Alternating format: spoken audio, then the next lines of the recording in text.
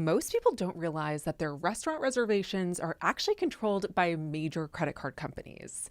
So let's start with something that I think pretty much everyone listening has experienced at some point. You open your phone, you're trying to get a reservation at a restaurant that everyone is talking about. And no matter what you do, you refresh, set alerts, stalk the app, there are absolutely no open slots for reservations. And we're all kind of trained to accept the same explanation for that. Oh, it's just booked. But what if that's not actually the full story? I'm Sammi Cohen, and this is Social Currency, a podcast that unpacks the stories that are shaping business, culture, and the intersection of the two.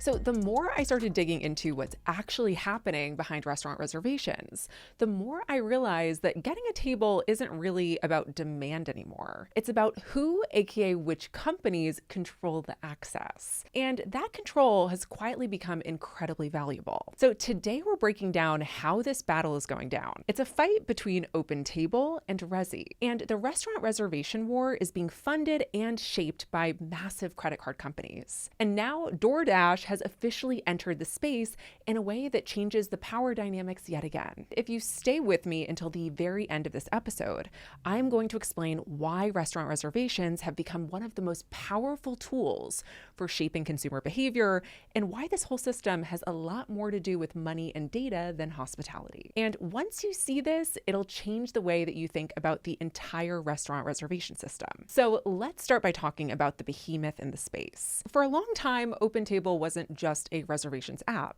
It was the entire reservation system. It launched back in 1998, and at the time, they were replacing manual methods with real-time digital booking. And as you can imagine, they were the first major player to go after this market, and that early start really mattered. OpenTable embedded itself into restaurant operations before most people were even booking things on their phones, so that really gives you an idea of the time that we were in. If you were a restaurant, especially a chain, a hotel restaurant, or a spot outside of the trendiest neighborhoods, OpenTable was just part of how you did business. It handled the bookings, the guest management, and the flow of the dining room. But here's where things get interesting. OpenTable didn't just charge restaurants a flat software fee. It charged per diner. Every reservation that came through the platform had a cost attached to it. And so the incremental cost per diner was a tough pill to swallow for many restaurants. But OpenTable was the only major player, and restaurants were in a position where they had to pay to play. And many restaurant owners have talked openly about paying thousands of dollars a month just to stay visible on OpenTable. And yet, leaving OpenTable felt risky because the diners were trained to search there first. Yes, OpenTable was a tool, but it also increasingly felt like the gatekeeper. As of today, OpenTable has around 60,000 restaurants on its platform, and it's still the largest player in the space. So being the biggest player meant that they were able to attract most restaurants to use them until restaurants started feeling squeezed. And that restaurant owner frustration is exactly what created the opening for Resy. Now let's talk about Resy. Resy didn't win by trying to outscale OpenTable. It became competitive by understanding culture and creating a brand that felt elevated and spoke to the customer, aka the diners who were booking on that platform. And Resy was founded by Ben Leventhal, Michael Montero, and Gary Vaynerchuk in 2014. Yes, Gary V, the serial entrepreneur and founder of VaynerMedia and VFriends and many other companies. He was also a co-founder in Resy, which I think might surprise some people. And when launching Resy and positioning it in the market, the team focused on things that OpenTable had just ignored for years. They built a better mobile experience, a cleaner design with faster updates, and most importantly, pricing that didn't punish restaurants for being popular. Instead of charging per diner, Resy used a flat monthly fee. That one change alone made restaurants feel like the platform was actually on their side. But the bigger shift here was psychological. Resy intentionally aligned itself with newer, chef-driven, buzzy restaurants. The places that people discovered through social media, food writers, and insiders long before they ever showed up on OpenTable. And this worked incredibly well for them. Even though they are a platform and not a product, I think that this strategy is similar to how major brands will seed key influencers with products to signal to the influencer's audience that their products are aligned with them. And this is the same strategy that Resy used, but with restaurants and not physical products. They aligned with the elite restaurants so that the customers of the elite restaurants were forced to use Resy's systems over OpenTable's. And over time, Resy stopped being just a booking tool and became more of a cultural signal. If a restaurant was on Resy, it felt current and cool. It felt like somewhere you actually wanted to be seen. And diners noticed this. In cities like New York, Los Angeles, and Miami, Resy became the default for high-demand restaurants. Owners started saying that OpenTable barely mattered anymore for their core customer base. But then there's a plot twist. American Express buys Resy in 2019, and that is when the game changes again. So once Resy became part of the American Express network, reservations stopped being just about filling tables. They became a perk. Amex started offering premium cardholders access to in-demand reservations and VIP bookings. Suddenly, your credit card didn't just get you points or airport lounge access. It also got you dinner. And that's when OpenTable responds. So OpenTable, which is owned by Booking Holdings, partners with Visa in 2024. And since Resy had taken so many of the hottest restaurants over the last decade that they had been in business, OpenTable wanted to strike back. OpenTable began offering restaurants real money to switch platforms. To be clear, I don't mean discounts or marketing support. I mean actual cash. Some restaurant owners were offered tens of thousands of dollars just to move their reservation inventory over to OpenTable, with some sharing that they were offered up to $95,000. And as we all know, the restaurant industry is one of the hardest industries to make money in. So when margins are thin and costs are rising, that type of cash offer is hard to say no to. Restaurants found themselves in the middle of something bigger than just software.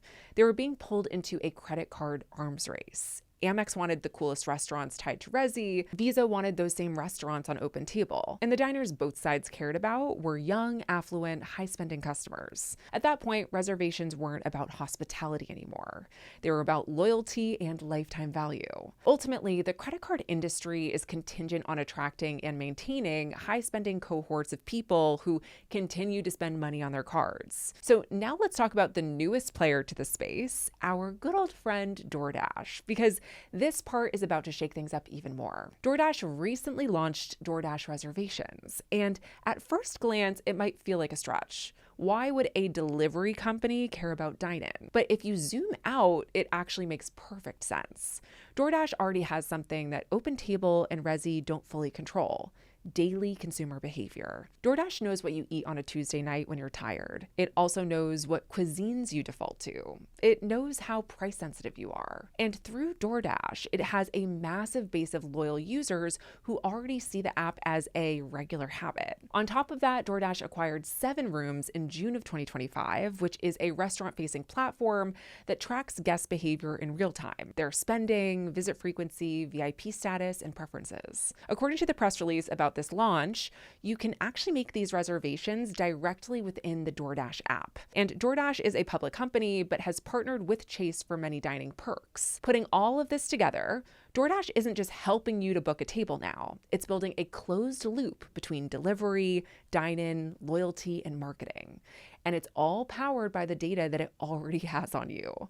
This is no longer about who has the prettiest app.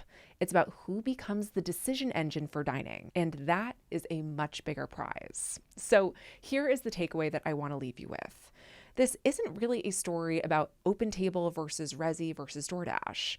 It's a story about control. Restaurants think that they're choosing platforms. Diners think that they're choosing restaurants. But the companies in the middle, the ones that control access, data, and demand, are the ones that are quietly shaping the entire experience. Reservations have become a form of cultural and social currency. These players decide who gets in, who doesn't, and who gets rewarded for loyalty. And once you see restaurant reservations for what they really are, it becomes clear that this isn't just about dinner. It's about who gets to influence how we live, spend, and socialize. And that is a wrap for today's episode of Social Currency. Thanks so much for listening to today's episode. If you liked the episode, please feel free to share this with a friend who you know would like to learn about the restaurant industry battle. And next week, I will be covering my juiciest topic yet. So make sure to subscribe so you don't miss it. See you next time. Thank you so much for listening to today's episode of Social Currency. I've been wanting to launch this show for so long. I can't tell you how excited I am to do this and how thrilled I am that you're actually here listening. It means the world to me. If you liked what you heard today, please rate and review the podcast because it massively helps to support the work I do to bring the show to life. And if you want to keep up with the hottest business lore in real time, follow me on Instagram at Sammi Cohen Talks and subscribe to my newsletter, Social Currency, which is linked in the show notes. Social Currency is a production of Social Currency Media and Money News Network. The podcast is hosted and executive produced by me, Sammi Cohen. Social Currency is produced by the Money News Network team. See you next time.